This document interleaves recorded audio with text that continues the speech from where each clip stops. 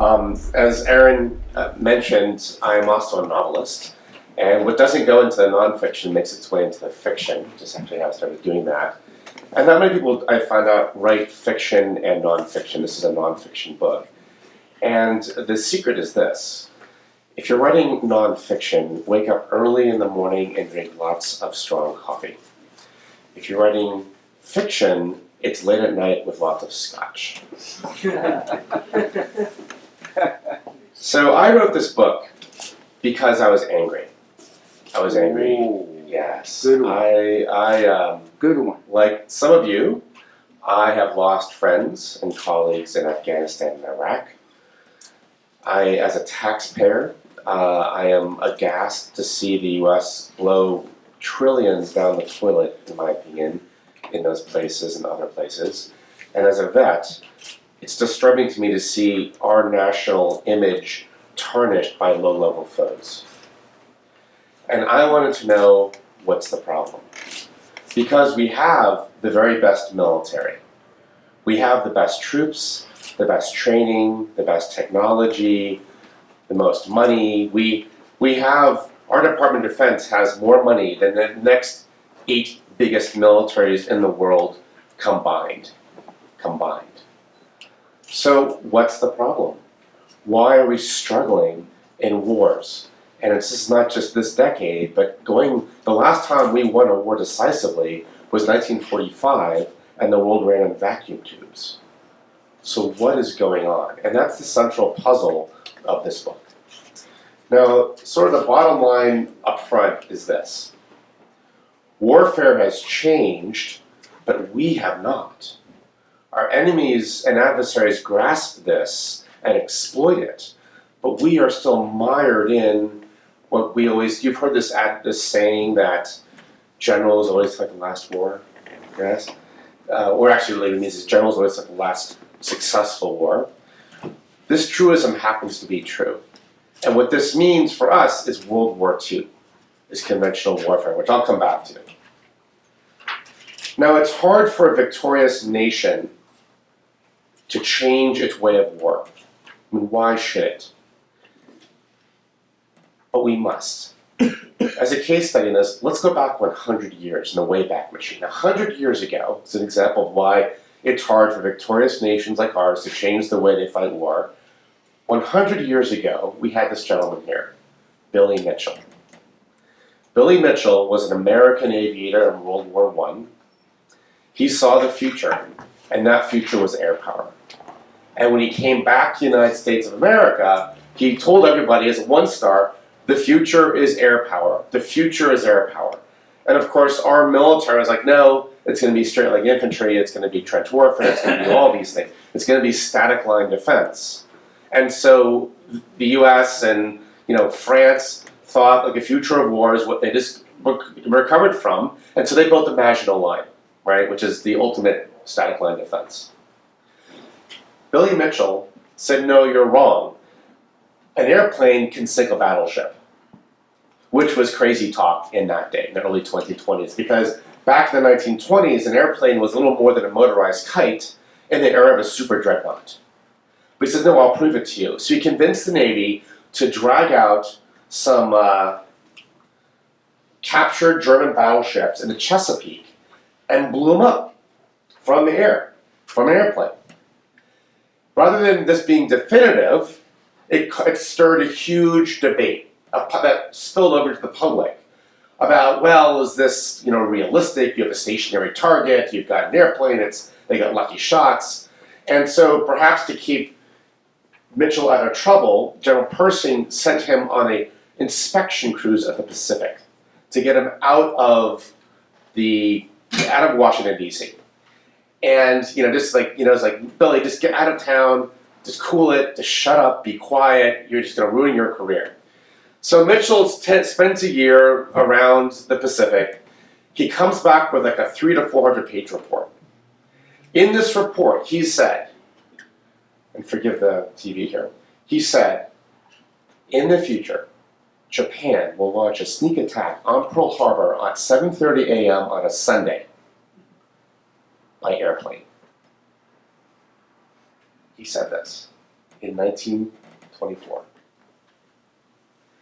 Now, what do you think the US military did with General Mitchell? Court-martial. They court-martialed him. Sometimes it's easier to court-martial somebody than listen to a new way of war. And it wasn't just any court-martial. This was done at Fort Leslie McNair, not very far from here. And it was hugely public, and hugely in the media, and hugely Kardashian. It was a freak show. And they defrocked him.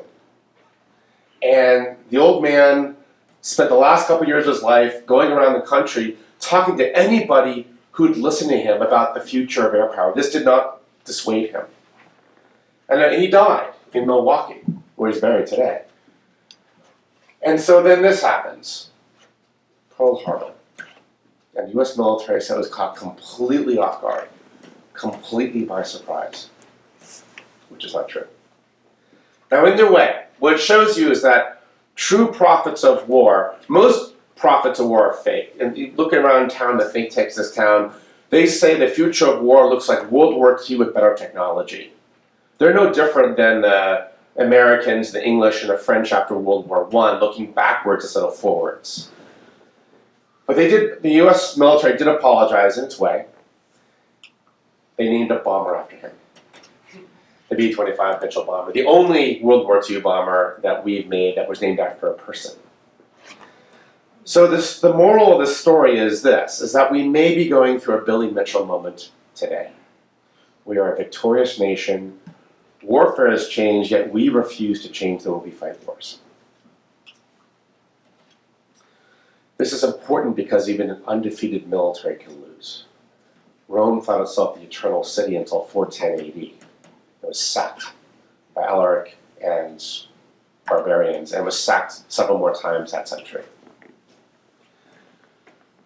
So when I ask you who could sack us today, I'm not saying we're going to be sacked by Visigoths, but what are our biggest threats today? We could spend all afternoon, which we will not, on answering this question. You could say China and Russia, as certainly the new national defense strategy suggests, Iran, ISIS 3.0. You could do narcos, you could do Venezuela, you could do genocide, you could do North Korea. We could talk about these, and these are all very serious and very bad threats to our country today. But as bad as these threats are, they are not the worst. They are not the worst. The worst is systemic. That's feeding them. Something that I call durable disorder. Durable disorder. And what durable disorder is it's the world order as the Westphalian world order retreats and the nation states retreat. And that seems to be a lot of data showing that's the case in the last 25 years. Durable disorder is what's left in the wake.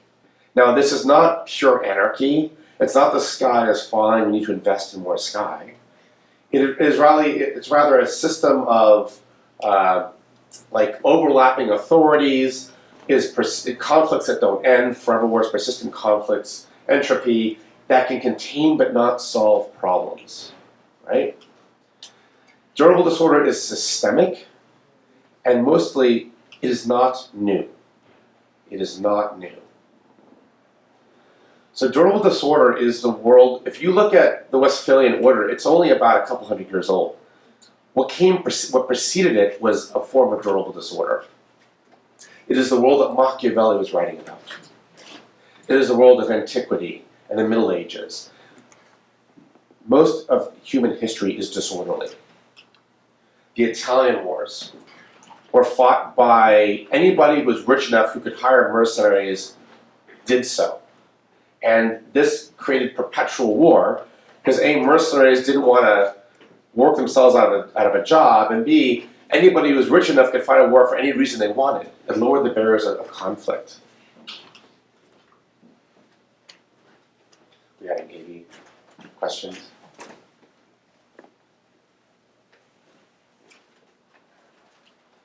Well, hold on a second.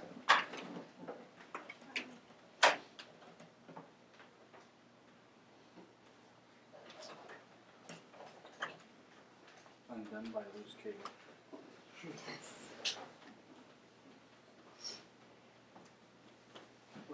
technology. Nice. Well, so that's in the new rules of war. I have 10 new rules, which we'll get to at the end. Rule number 2 is technology won't save us. All right. Good, do you think? Is this all right? We'll try this. Okay, let's go backwards here. Went over this a little too quickly.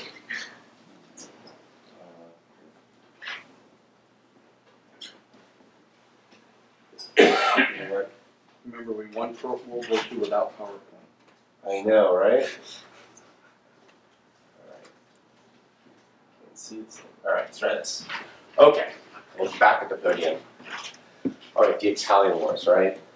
Persistent, never-ending conflict. Anybody who could afford the means of war could wage it for any reason they wanted to. It was a pre-Westphalian order. Today, when we look around and look for durable disorder today, half of all peace agreements fail in 5 years. The majority of states in the world are failing or failed, and increasing. Most states in the world are facing some form of armed conflict. Mercenaries are returning everywhere. It's not just Iraq, Afghanistan, it's everywhere. It's one of the biggest insecurity trends of our century that's not being covered, and they are very effective. We're seeing non-state actors who are engaging in warfare, creeping into that space. Those who understand the new global environment are exploiting it, like Russia, China, our adversaries. Those who do not are getting exploited. Unfortunately, in my opinion, American foreign policy is taking the Humpty Dumpty approach of trying to put together the so-called liberal world order back together. But that, if you're sticking with different metaphors here, that horse has fled the barn. That horse has fled the barn. So we have a new global environment, and that begets a new type of warfare. Just like you have Westphalian warfare, we live in a post-Westphalian age, or a pre-Westphalian age, depending on how you look at it, new type of warfare. As you know, our national defense strategy is reorienting us towards big, near-peer threats. These two guys specifically. Now, I think they're toasting the United States. they're not toasting the United States. Here's the question. If there's going to be a conflict with one of them, or both of them, why does everybody assume it's going to be a conventional fight? They always do, right? It's going to be a conventional war. We need more aircraft carriers, more F-35s, all these, we need Midway in the South China Sea. That's what we have to prepare for. But it won't. Conventional war is Westphalian way of warfare. We live in a post-Westphalian age, new way of warfare. Conventional war is dead. Rule number 1 of the 10 new rules of war. Conventional war is dead. The evidence for this is pretty overwhelming. In this graph, the red line in the bottom represents interstate wars, what we might call conventional war. Blue on the top is everything else. And this is from 1945 to 2017. This is the Correlates of War database. There are issues with all databases. We can discuss that in Q&A. But the point is this, is that there's nothing more unconventional today than a conventional war. They are very, very rare. And really nobody fights conventionally anymore except for us, including Russia and China. In fact, you could even ask this question. Are we already at war with Russia and or China? And part of their strategy is to keep us to thinking that we're in peace, because we act differently when we're at peace than when we're at war. A clever strategy. So what does war look like in this new global environment called durable disorder? It's getting sneakier. War is getting sneakier. Let's look at some examples of it. Ukraine and Crimea. Russia had the conventional forces to launch a blitzkrieg into eastern Ukraine and seize Crimea outright. They had, no question about it. Compared to Ukraine's military, they could have done it great. They chose not to do that. They were fighting the new rules of war. We live in a global information age. In a global information age, weapons that give you plausible deniability are more powerful than firepower. Okay? Weapons that give you plausible deniability are more powerful than firepower. So what do they use their means? Spetsnaz, special forces, mercenaries like the Wagner Group, these like fake proxy militia, proxy militia, like the Donbass battalions, little green men, we all know what little green men are, right? And lots of propaganda, lots of information warfare. The US and the West was still scratching its head trying to figure out what was going on in the Crimea in 2014. By the time the conventional units showed up, it was a fait accompli. That is the power of the new rules of war. The South China Sea. So China is winning, well, which we think of war, in the old rules of war and peace is like pregnancy. You either are or you are not, right? Or another way, it's like a light switch, like the light switch on this wall. It's either on or off. So China has used this very clever strategy, because this is a false dichotomy. One of the rules, in the new rules of war, is that there's no such thing as war or peace, there's war and peace. China exploits this false paradigm in our head. They get right in between that space of war and peace, and they can get away with murder. So in the South China Sea, they go right up to the brink of war for us, right up to where we might respond, and then they stop. But they get to keep or capture, everything they capture, they keep. And that is how they're incrementally winning the South China Sea, one island at a time, weakening the resolve of one ally at a time. And they're doing this not with aircraft carrier groups, they're doing it by exploiting our own strategy. They're being Sun Tzu. They're being very Sun Tzu. So one of the Sun Tzu's, his hierarchy of strategies is you must attack the enemy's strategy. That's what they're doing. They're doing it not with firepower, but by doing, the martial art Aikido, where you use the enemy's weight against them. That's what they're doing to us. Mercenaries. Mercenaries are now in Syria, Iraq, Ukraine, Nigeria, Somalia, Yemen, all over Yemen. They're in Venezuela. We have the Wagner Group in Venezuela, kneecapping Maduro's army to keep them pro-Maduro. This picture is of ex-Navy SEALs, ex-Green Berets in Yemen acting as mercenaries for a Middle East monarchy, acting as a kill squad. Mercenaries are not the caricatures we think about. We think of them as Hollywood villains. We think of them as the lone guy in the Congolese jungle with AK-47. That's not what mercenaries are. About a year ago today, 500 mercenaries attacked our very best troops in eastern Syria. We had Delta, Green Beret Special Forces, Rangers, Marines, and they were with Kurdish militia defending a gas site in eastern Syria. They were attacked by the Wagner Group. The Wagner Group they're mercenaries. They work generally for the GRU, which is Russia's military intelligence, like their DIA.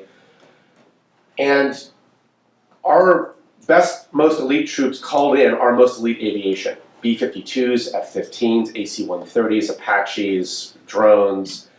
And it took them 4 hours to defeat 500 mercenaries. Now this is not the Virginia National Guard, right, with Hueys. This is Delta with our best aviation against 500 mercenaries. What happens when they have to face 5,000 mercenaries? This was in my opinion, this was like a Beirut 1983 moment for Russia. Now, alternatively, DoD says which is true, we killed more Russians that night than we did during the entire Cold War, right? Which is true tactically. Strategically, it looks pretty bad. So in the future, victory goes to the cunning and not the strong. Yet, we invest in the strong. I like to say budgets are moral documents because they do not lie. You look at what we're putting our money into: expensive, conventional weapons that are high utility of force, in a war climate which favors cunning and not high utility of force. So here's the issue. Durable disorder is the new environment for war. We're not set up to fight in this environment. Our bureaucracy, the way we think, our strategy, our weapons, what we buy, what we train on, it does not recognize this reality, nor does it adapt to it. We are still fighting according to an old set of rules of war, and they get frustrated by the result. That is what's going on today. I call this strategic atrophy. We rock at the tactical and operational levels of war. Nobody can defeat the US at the tactical operations level of war. But strategically, we are deeply lagged. We are lagging behind. This is strategic atrophy. We need to improve our strategic IQ. But here's an example. Here's war as we imagine it in the future. Robots. We fetishize technology. So we're spending lots of money on prototypes of robots. And I don't know what the theory is here. Maybe like, we have landing craft that go onto the shores of North Korea, down goes the ramp, and out swarm robots. I don't know. I know they're very expensive. There's this thing that they make by Boston Dynamics called, I call it robotic ass. What this thing is, it's a robot that it looks like it's supposed to be a mechanical mule with 4 legs, and it's supposed to carry around Special Forces luggage around the battlefield. Okay, it's big, and it follows you wherever you go, and we spent about $45 million, I think, on the prototype in 10 years. 10 years, $45 million on a prototype, and here's the problem. Any ex-soldiers in this room? Yeah? This thing sounds like a lawnmower. It can't go everywhere a human can go. And if it breaks down and you're in Iran, good luck getting parts. The truth is that a real mule would be cheaper and more effective. But we're stuck sinking money into a robotic ass. This up here is a DARPA thing. It looks like Call of Duty, a famous, Xbox, whatever game. Same concept. You're a soldier, you wear a visor, and on this visor it has the whole battlefield laid out for you. It has, just like a video game, friend, foe, collaborative targeting, communications, all these things, which is really cool. Here's the issue. Even if this does take place, we don't need this. We already have combat overmatch at a tactical level. We need strategic overmatch, because that's where wars are won or lost. You've heard the adage, of course, another adage, that you can win every battle yet lose the war. That's because war is more than just battles. Wars are on politics. We get the armed well, but not the politics. We don't need any more tactical technologies. We need strategic ones. Or my favorite is the F-35. Now this is a fighter plane, and this costs the US taxpayers, this program, $1.5 trillion. Trillion. That is more than Russia's GDP on this fighter airplane. Now, the last time there was a strategic dogfight was probably the Korean War. So do we need more fighter airplanes? The second is, we just fought 2 long wars. Arguably, we're still fighting them. Does anybody know how many combat missions the F-35 racked up? Yes. Isn't it 5? 0. 0. Now, being a little sensitive to this, I think the Department of Defense sent them out to Afghanistan in October to do combat missions. But if the enemy can't fight back, it's really not a combat mission. I'm an old infantry guy, so that's how I look at it. And as an old infantry paratrooper too, the way I look at this is like, if that dog don't hunt. The worth of any weapon is its utility. Yet we're still buying more of these. It's the definition of insanity. So that's war as we imagine it. Let me share with you war in reality. War in reality. Elections. Remember, war at the strategic level is armed politics. It is armed politics. So when military victories translate into political ones and vice versa, the strategic logic behind election tampering, it's not just, the entire IC says, yeah, the Russians tried to tamper with our elections, tried to tamper with the Brexit, close elections. The only question is, was it irrelevant, was it trifling, or did it swing the election? That we don't know. That we do not know. But the logic here is, who cares about the sword if you can manipulate the arm that wields it? Right? Or how about this? That's a bomber, a Russian bomber, conventional weapon of war, being used in an unconventional way. Now, Russia or the Soviet Union, their dream has always been to disunite Europe. right? Break up NATO, break up the EU, disunite Europe. Old rules of war where firepower was king, the war of Clausewitz and the utility of force in Germany. What they would do is they would use munitions. They would have these huge military exercises on the border of East and West Germany, like Zapad 81. 150,000 Soviet troops all lined up to invade, NATO, and the Soviets would just say, cool it, Brussels, it's just a war game. Just a war game. And of course, NATO doesn't know if it's a war game or if it's a feint. And this would cause lots of friction. That's old school. New school is that when Russia wants to break apart, NATO, they take bombers and they carpet bomb civilian communities in Syria. And they weaponize refugees.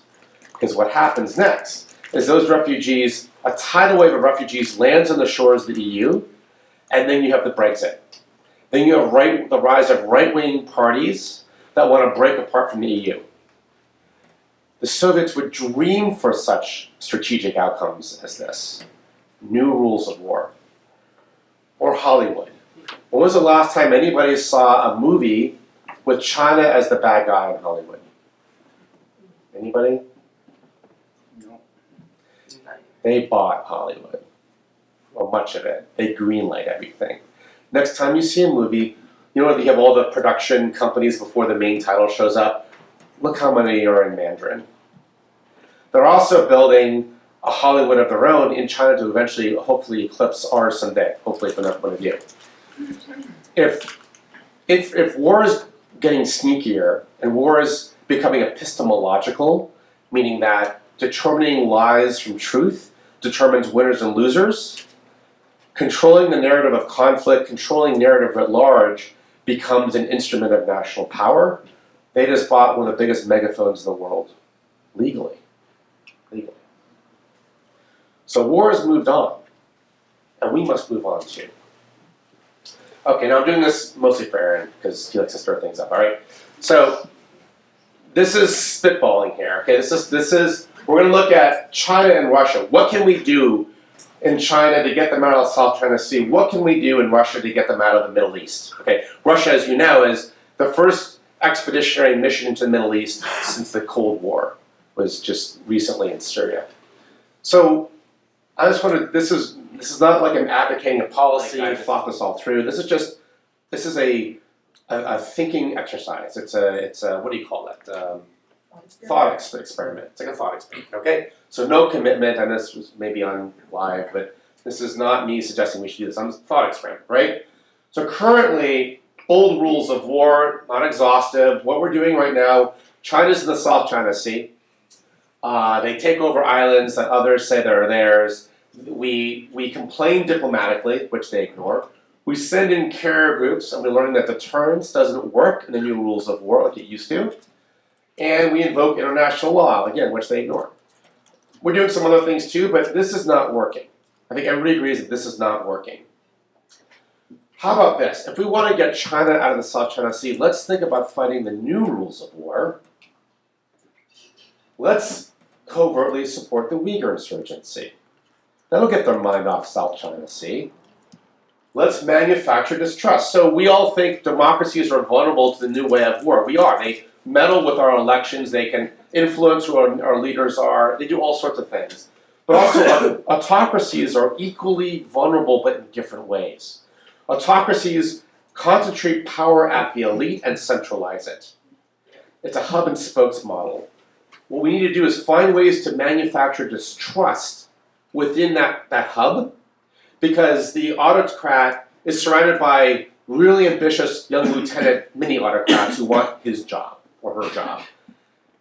Can we be like Iago and create distrust so that the autocrat purges his ranks for us? I know it's unethical, right? War is terrible. One Belt, One Road. One Belt, One Road is more than just an economic expansion. It's also a national security issue. Ask Sri Lanka. They just got Tony Soprano out of their biggest port. Right? One Belt, One Road. Let's use lawfare to disrupt one Belt, One Road initiative. we need to master narrative. And there's a lot of reasons, I know a lot of you have looked at this, why we are terrible at strategic narrative. We invented Hollywood, we invented Madison Avenue, but we seem to get out-communicated by a guy in a cave, as Bob Gates said about Bin Laden. Let's find ways to hone, and the book has ideas about how to hone our strategic influence campaign. So externally, we can broadcast that China is an imperial power to the sort of the so-called developing world, and domestically in China, broadcast that the corrupt elites are getting one over on you. And lastly, this is controversial, is let's deny student visas to some Chinese kids. Hear me out. We have the very best universities in the world. Everybody wants to come study here, including the sons and daughters of the corrupt elite in the hub, the autocratic circle.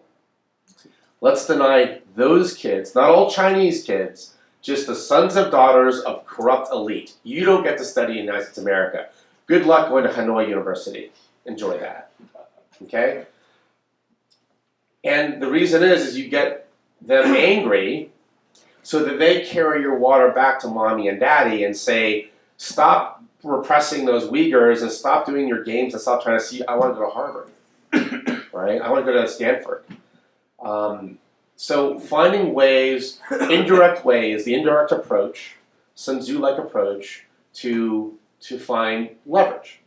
All right? We can continue this. I'm not saying we should do any or all of this. Yep. How do you feel about issuing indictments against the daughters of senior Huawei owners who themselves are senior executives of Huawei? I think it's been done before, but yes, I think it's a good question, right? I mean, let's China's playing hardball with us with gloves, with velvet gloves on. Why are we so? Now, there are sometimes I give this talk. They're like, well, this is awful, and yes, this whole book brackets war ethics, an important topic. But I look at war ethics the same way like Clausewitz or Sun Tzu is. It's like you bracket that topic, you assume that a legitimate authority said let's wage war, know what to do it as efficiently as possible to minimize tragedy. So also, let's not forget that we've done this before. Think of the Cold War. We've done this before. Okay, Russia. How do we get Russia out of the Middle East? Well, we're kind of doing the same thing that we're doing with China. Our sanctions can be somewhat effective. That's the one exception I'd say is our sanctions. And there's other things that we have done. I don't think they're very effective. I've talked to people like, well, you don't know our Title 50 things that we're doing. I'm like, yeah, but it's not. Russia gets more bellicose each year, so whatever you're doing doesn't seem to be that effective to me.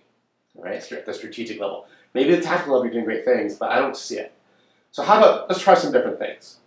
One of the most potent weapons in the arsenal is ridicule. Okay? Ridicule is like fire. It can go both ways, so it's a dark art. But Putin rides around half naked on bears. Why can't we do something with that? Right? Also, how to manufacture distrust in the Putin camp. It's an autocracy. The Kremlin's very fearful of color revolutions. Let's engineer a few. Let's support states that are on the border of Russia that don't like Russia. Get Russia concerned about its own internal domestic security, and they will voluntarily pull their troops out of Syria and put them on those border hot zones. Again, we talk about narrative, and then little green men. So also like proxies and mercenaries. When you privatize war, it changes warfare. It blends market strategies with military ones in ways that our 4 stars cannot comprehend. Think of Clausewitz meets Adam Smith, right? That's what private warfare strategies look like. We've forgotten how to do this. Machiavelli did not. That's what his wars looked like. Let's use market strategies to mitigate that. Let's buy out the Wagner Group. And the Wagner Group, think of it like Blackwater, or Executive Outcomes, better yet. The senior crew of Wagner Group is probably all Russian, ex-GRU, ex-Spetsnaz. But the rank and file probably come from all over the Russian-speaking world and may be susceptible to bribing. Same with proxy militias. Bribe them out. Little green men.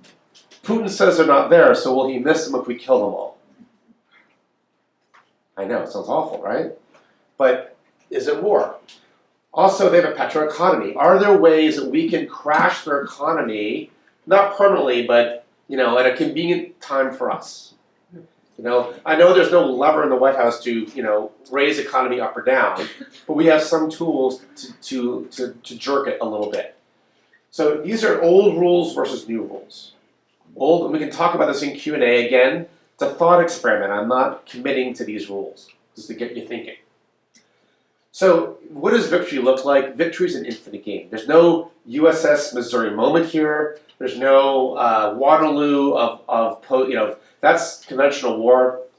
Wars here endure and persist, just like the Peloponnesian War, the 100 Years' War, the 30 Years' War.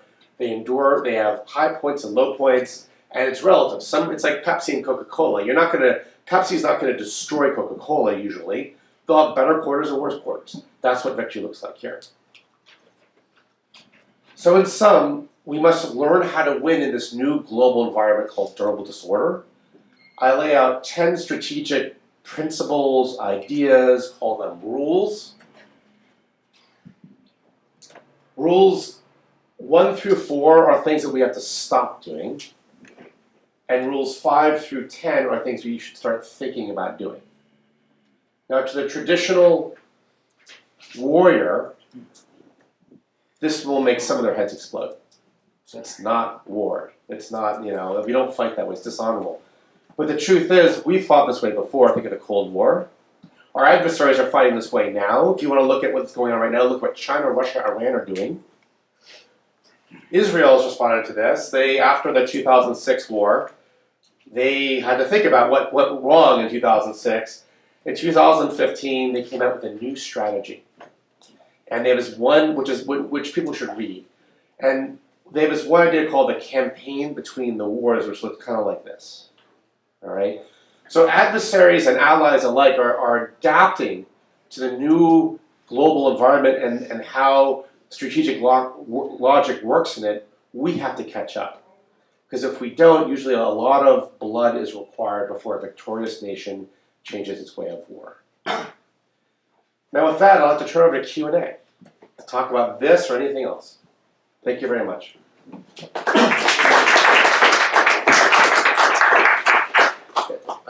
It seems like, a lot of good things here as an Afghan vet myself. One of your biggest issues is going to be you're looking at moving resources from the expensive, high-tech, high-profit world to low-tech, special ops, coin, et cetera, et cetera. How do you deal with the politics internally on this? That's a good question. So, well, first of all, I don't advocate a coin approach. Rule number 4, which somebody's going to ask me a question on, is hearts and minds do not matter. My point was not the coin per se, Okay. but low intensity conflict, Okay, right. new thinking. Okay. So that's a good question. And if I had a magic wand to fix Congress, I would not use it on this. I would, and people, Eisenhower talks about the military-industrial complex, and you look at, the current interim Secretary of Defense, and, even the Department of Defense doesn't want all the things that are being asked to buy. And I talk about this in the book to some extent, like the business interests and personal interests have been the double helix of our country's DNA since the founding of the Republic. Teddy Roosevelt talks about this, Eisenhower talks about it. You look at the late 19th century and the presidents there working for our American oligarchs. It is a huge issue. How do we reorient? I don't know. I think what I'm trying to do with this book, and I wrote this book, it's an accessibly easy to read book. It's not like an academic jargon or prose or wonky book. It's to start a national debate about this. And I wrote it to be read outside the Beltway. And beyond asking the basic questions, I have no program to sort of, how do we disentangle Lockheed Martin from Congress? That's a bigger discussion about, civ-mil affairs and stuff like that. And I think we need to have a discussion, frankly, about civ-mil affairs, and this is part of it. But I don't have that's a separate book. Like how do we move Congress? How do we reorient priorities within certain institutions? Aaron. So is the concept of strategy as we think about it, the ends, ways, means, is that dead as well? I don't think so. I mean, ends, ways, and means is really not strategy. It's just it's a framework to think for planning. As much as I dislike ends, ways, and means, it's hard. What are you going to replace it with that's practical? It's an elegant and simple way to think about things. The problem we have is that we produce operational and tactical thinkers. How do we produce strategic thinkers? The book also discusses what I call how do you create strategic artists, right? And I think that I have some ideas that may be crazy, but I think liberal arts is a way to think about it. Because at the strategic level of war, all the problems are complex, ambiguous, and we call wicked problems. Liberal arts is a good way to think about ambiguity. When you read Dostoevsky, you're not just reading it to figure out like what 19th century Russian society was like. You're reading it to think through ambiguity. And we also wait until an officer is 15 to 20 years in before they get a strategic education at the War College. Why are we waiting so long? And why do we only assume the military can think strategically? So I would suggest that I wish we could start teaching strategy at the academies, and I wish we had a really robust security studies in American academia. We do not. We have some fine individuals. We have some programs that do some things, but we don't really, war is a dirty word in academia. And I think, that's another, if I had a magic wand, I would fix. But we need to produce strategists, and they may not come from where we think they come from. When I look at, a great strategist, though, I think of like George Marshall. He's a great strategist. Yes, sir. I kind of see where you're coming from in regards to the new rules of war. But at the same time, if we adopt the new rules of war, wouldn't our enemies like China and Russia then revert back to the old wars? And if, like you say, like with the military weapons and things like that, it being being utilized for what it is, if we don't have that, wouldn't that kind of also put us a step behind? So why do you think that if we took this up, Russia and China would suddenly go back to the old rules of war? Well, wouldn't they be able to determine that at that point? Why? I mean, because if they're already going in this route, right, and then we take a similar route, so now we're employing the same kind of rules and strategies and resources. That. But when they notice that, then they could then easily assemble a conventional army that goes back to the old rules, and then wouldn't that kind of throw us off? Or well, I don't agree with that. I think that, first of all, I'm not saying we should do away with our conventional forces. Okay. I just think we don't need to invest another $1 trillion in them. Meanwhile, we're getting our strategic butts handed to us by other means. We need to be more savvy to that. So, like technology, right? Aircraft carriers cost $13 billion a copy now. Before you add aircraft and sailors, so it's like 15 billion, 16 billion. I don't really know. We're buying 2 more. Why? They're not deterring Russia or China. We know that for a fact. Why? Now we look at a weapon that does work. Special Operations Forces. We know it works because SOCOM and SOF are over-deployed all the place, all the time. That's how you know a weapon's being used, because it's effective, right? Because SOF is inherently new rules of war. You know what SOCOM's budget is? It's $10 billion. One ship costs way more than all of SOCOM. So that's what I'm questioning, okay? I'm not saying let's scrap, we don't need, no more carriers, we can put our whole Navy into the yard and scrap it. I'm not saying that.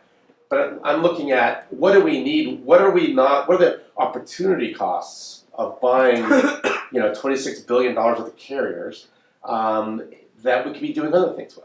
So that's the conversation I want to start. And at the end of the conversation, we might decide, we need more aircraft carriers. But I think right now we're just doing, it's like rote memory rather than strategic thinking. Yes, sorry. So my name is Edward. I'm second year student here. So the slides like before this that it seems that you kind of support that just like prevent the corrupted officials of Chinese their case to come here to study.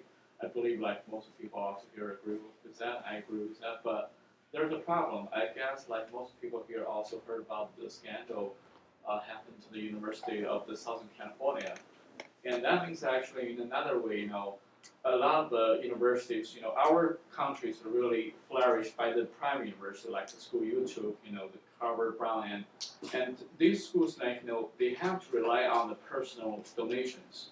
That's just like, that's just a norm. I mean, I don't think that's a bad thing. And, there are actually more and more Chinese officials and, the big companies in the heads, the CEOs, they are already, donate a lot of money to these schools. What we can do with that? Because some schools they definitely open a door for the people who donate a lot of money, like from China, even from the corrupt officials, and they can use like a justifiable cause. Say, we support a research lab, at Harvard, so.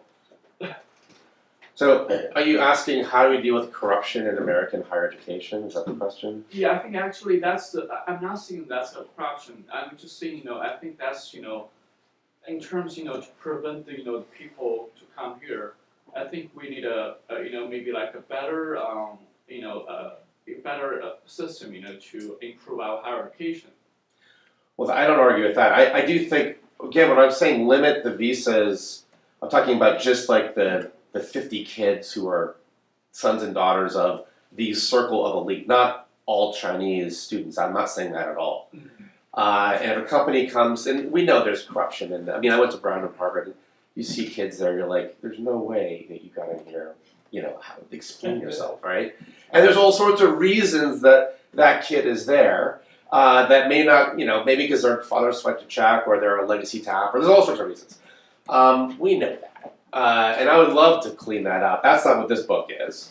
But I'm just, so if we have a Chinese company saying, we just gave you a $50 million building and now we want you to take this person, does that happen? It probably does.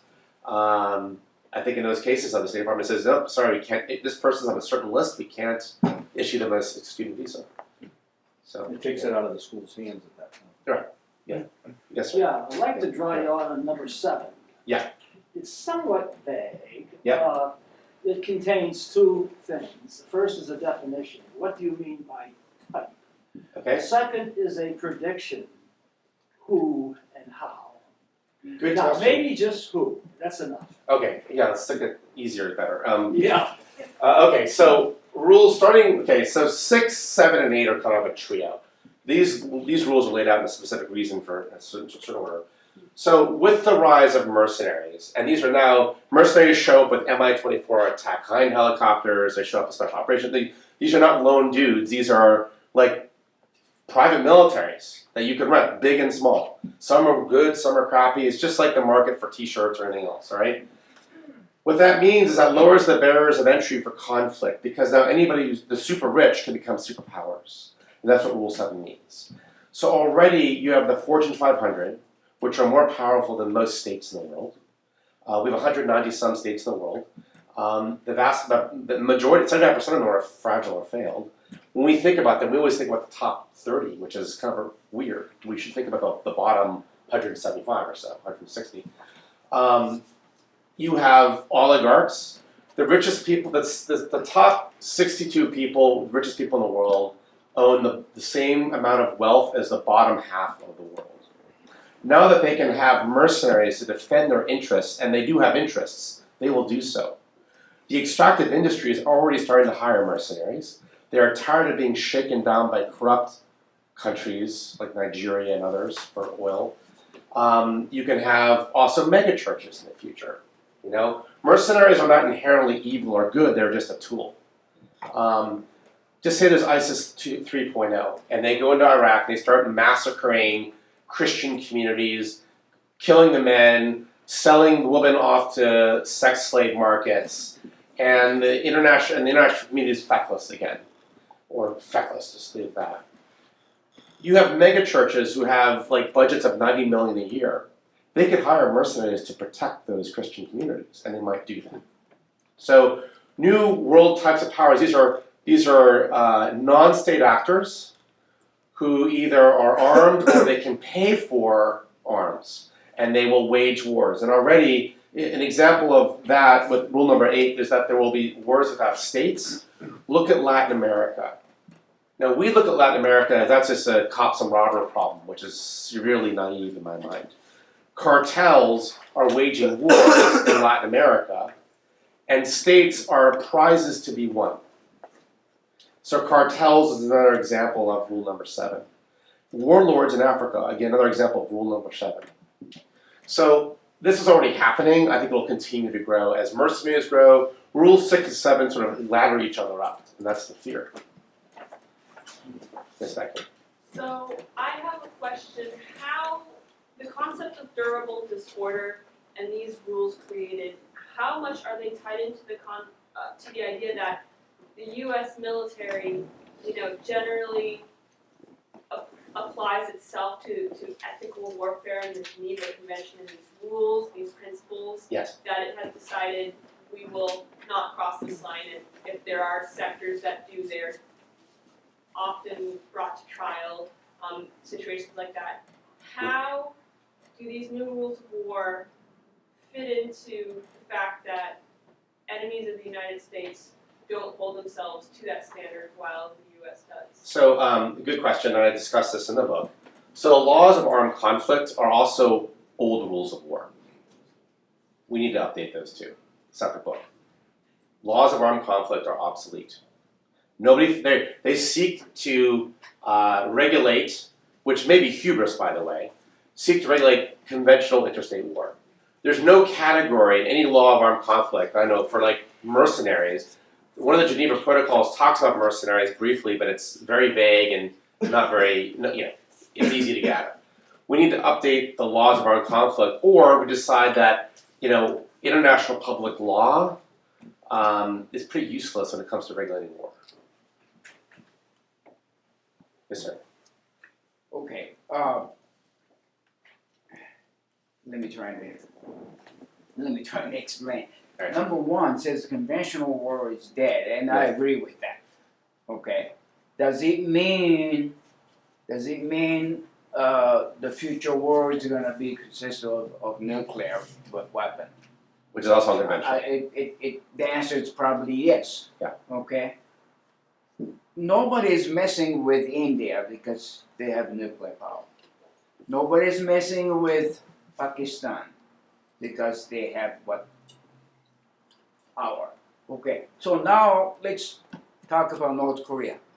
I have a problem with that because if you don't pay attention to me, if you don't respect me, we're gonna have a nuclear weapon.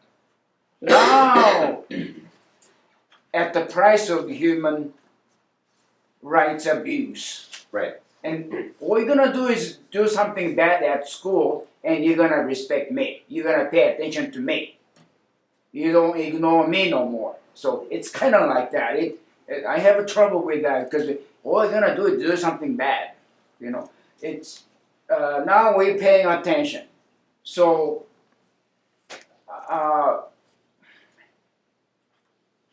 And also, number two, Japan, for example. Yes. One of the experts says they can go nuclear in 3 months. And South Korea maybe in 6 months. Well, if China mess with Taiwan, we can help Taiwan go nuclear. You see Sure. what I'm talking about? Sure. So it's almost like a nuclear. It's a future war. It's like Well, I do talk briefly. I don't know what I'm saying. Well, sounds bad. But the future war, why do we assume the nuclear taboo will last forever? Somebody's going to do it. And what happens if there's a Sarajevo moment in Korea or in the Middle East someplace? And unlike, World War I happened in 4 years, it could happen in one day. This idea of limited nuclear war, how real is that? How fantasy is that? So I don't discuss nuclear weapons per se in here, other than to suggest that we shouldn't assume it's going to last forever, and that in the future people might just look at it as big bombs. Also, when it comes to North Korea, they don't need a nuclear weapon. They could shell Seoul from the DMZ just like Stalingrad. They could have done that decades ago. So I'm not sure what if that says anything, but it's there. It's a good question, Nukes. Back here, the burgundy shirt.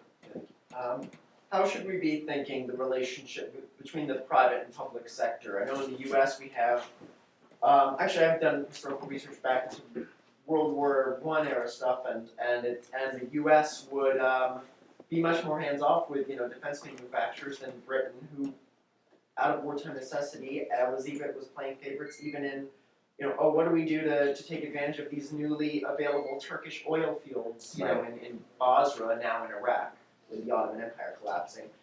Do we need to start rethinking that? Would we need some sort of at least US-based semi-public company to give all our industrial espionage secrets to, or do we need to go as far as setting up our own Dutch East India company? Well, Eric Prince thinks the latter. Yeah, I do not. I was going to make a the Prince joke about Yes, look, I think that we have privatized a lot in our war capabilities, so much so that I don't think we could sustain war without the private sector. And a cunning adversary can use that against us. Unlike, say, autocracies like Russia or China, they own all their industries. Now, you go back 20 years ago, I'm sure some scholars still remember this, that it was all the rage amongst economists and political scientists to say that if you liberalize the economy, politics will liberalize as well. But China has shown very clearly that's not true.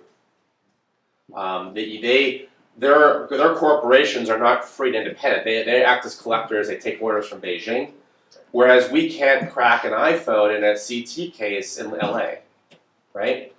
So I'm not sure what we do. This gets to your question about how do we fix the laws of the land, how do you fix Congress, how do you dislodge old interests. I will say that there's another thing about this that in getting at is that if war is getting sneakier, I mean, how do we do these things without losing our democratic soul is one of the questions. If war is getting sneakier, if you look at on this list, those are things that may not sound compatible with democracy. And we learned in the 1970s from Church and others that secrets of democracy are not compatible.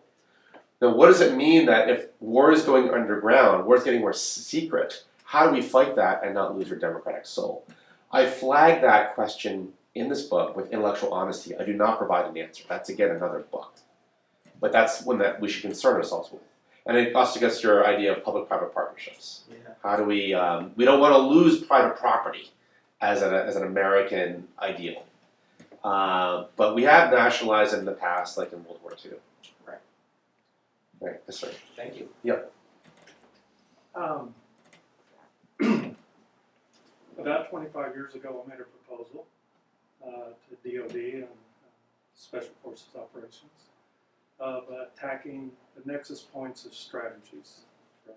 So you could look at a strategy of a nation or a corporation or a transnational, and you could find those weak points, those nexus points. They rejected that proposal. But just in the last year, they revived it. They come back to me and ask me if I teach on that. Are you aware of any programs out there where they talk about war on strategy as opposed to war on nations or war on conventional items? Well, I like the way you think because for those who probably some of you already know, this book is, I'm solidly in the Sun Tzu camp of strategy and not say the Clausewitz Germany camp, which I think is important too, but I emphasize this, and one of the things this book has in the back of it. Sorry? Did you say John Meade camp? You mean Mearsheimer? No, Germany, I'm sorry. General Germany Okay. from 1840s, Okay. Swiss. So one of the things I also do in the back of this book is I include the 36 Chinese stratagems, which, businessmen who go to China to do business know about, but DOD doesn't, right? It's all about deception as warfare. So I'm solidly in your camp on this. I don't know of any programs who are looking at that because you're talking about his Sun Tzu's hierarchy of 4 strategies. The very first one is attack the enemy's strategy, which is what I also propose here, and I talk about that in the book. I will say this book is getting a lot of it. Well, it's getting some attention in town. Okay, the places that look, obviously Lockheed doesn't like it. Okay, boo-hoo. But SOCOM loves it. SOCOM loves it, and they are, and they're thinking about this. That they have to think about this because, the new NDS has come out. They're like, well, what's our role? And that's what they're looking at. That's what I'm also encouraging them to look at. Yes. And I think there's a role for that. This, Yeah. 25 years ago. Right. No, 25 years ago, it's right. Yeah. China Yeah. is pursuing. It's called confine the birds to their nest and Yeah. go. That's what they do with the islands and stuff. It's always to confine you, and then you don't realize you're surrounded at some point. Right. Like I said. And the Russian one I haven't looked at that strongly, but I'll be teaching a program with them in about 8 months, I guess. Good. That's what they would ask me to do. That'd be great. But it's that same thing. It's like, get rid of all the old way. You have to come to a new way, which just happens to be an old way. It is. That's exactly That's right. It's and also that that's exactly right. Yes, behind you, sorry. Yeah. So the United States is often referred to as a hegemonic power, a presence that can be felt everywhere in the world, whether it's through our navies, our land bases in over 150 territories. Yeah. So with your recommendations that you present in this book, it's for a dramatic shift in force structure. Yeah.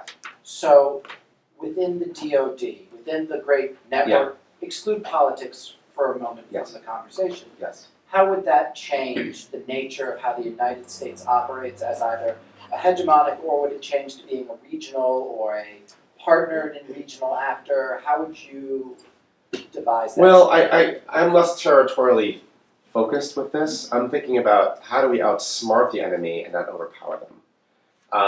And getting inside their head and being Sun Tzu, how do you attack their strategy rather than how do you attack their militaries?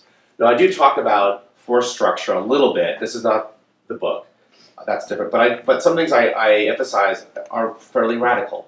Like, why are the top 4 stars of the Army always infantry? Why not have, intelligence? Why, doing some other things like that too. And so to sort of move a strategic culture that we're a paradigm prisoner of as well. So I want to rethink some of the old ways of doing things or produce old ways of thinking. It's back here, then Chris. Yeah.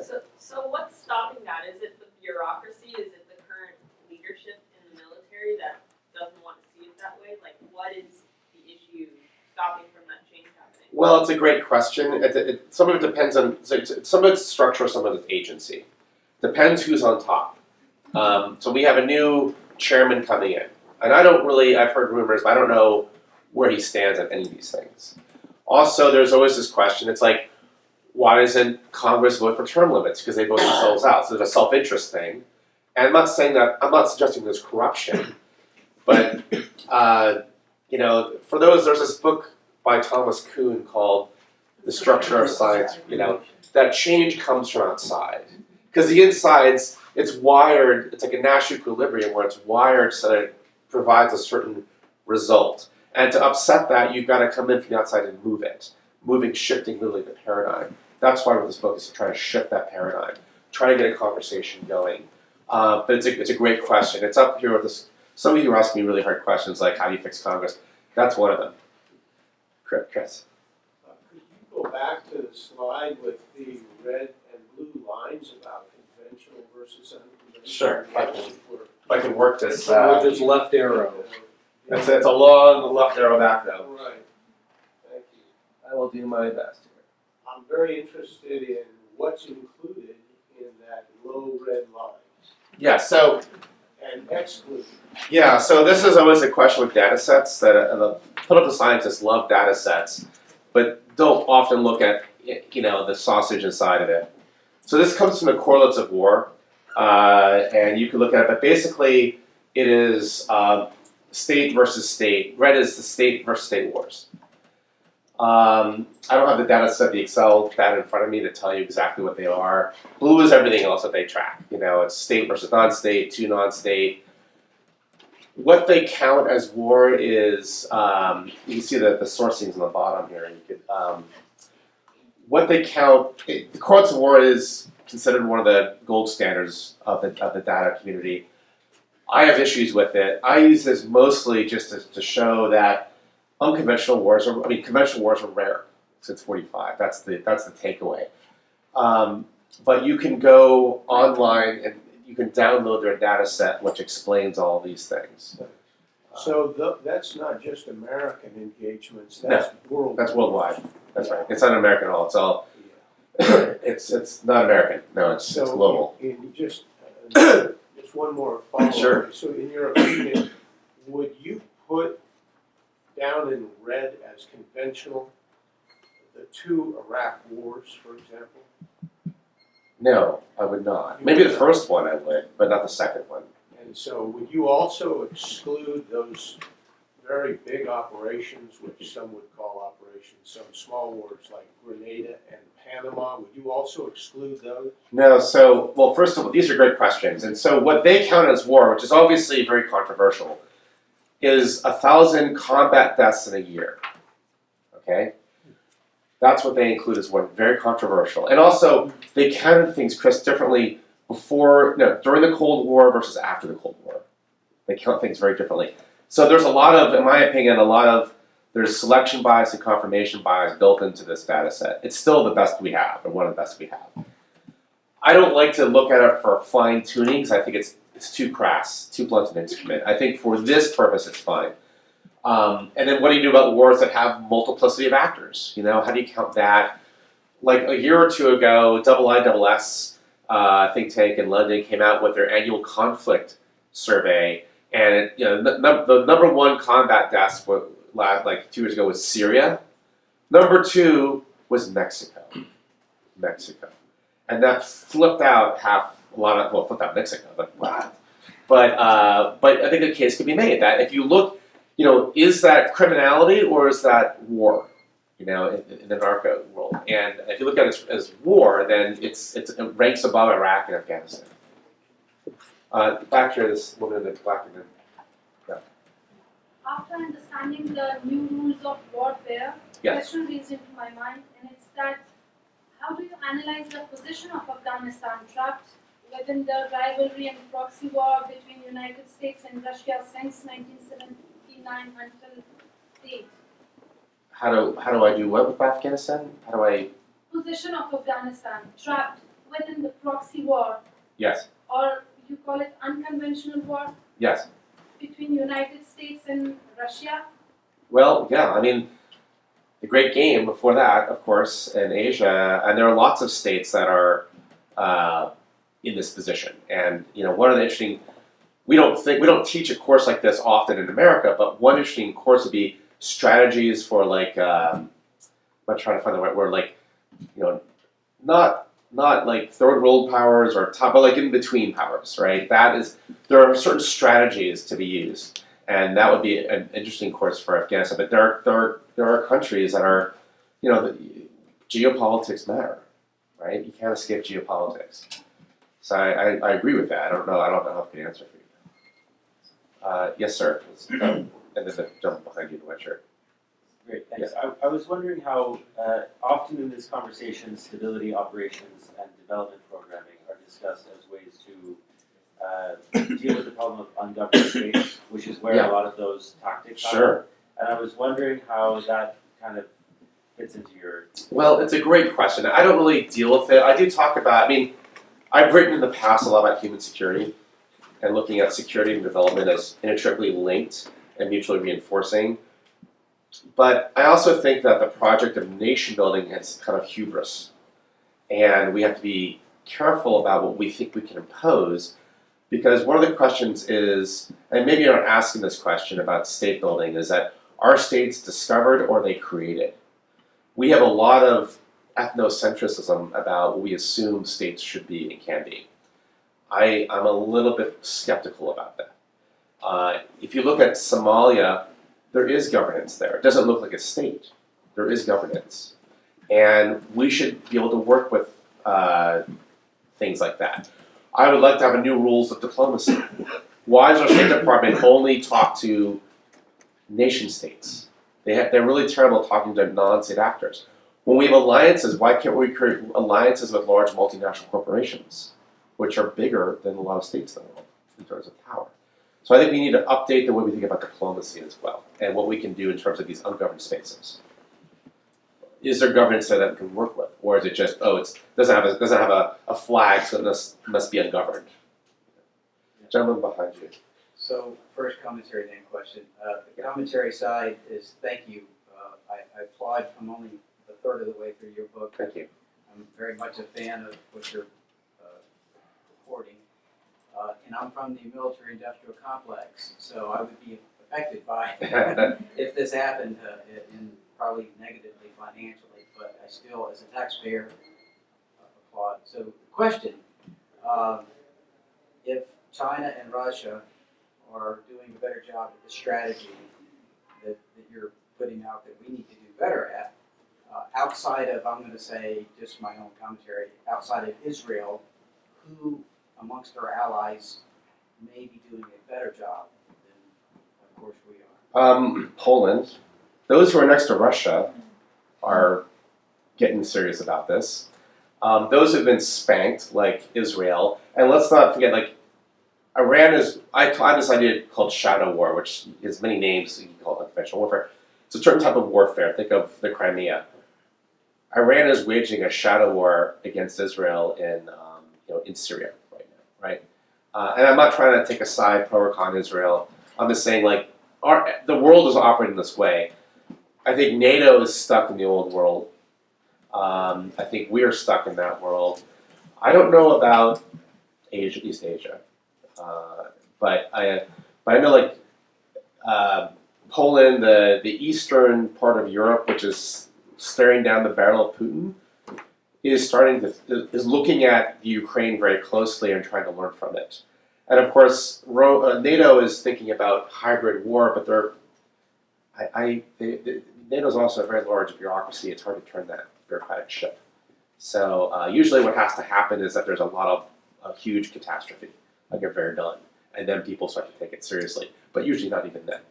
So that's the challenge I'm trying to confront with this book. Trying to start a conversation where people start thinking about this. We don't have to suffer that. I hope more people listen. Thank you very much. Yes. So do you have time for one more question, or is it time to wrap up? Wrap up. Okay. All right. Well, thank you. Like I said, this book, The New Rules of War, is meant to try to drive a conversation so we think differently about what war is. Thank you very much for your time, and I hope you please stay in touch. Thank you.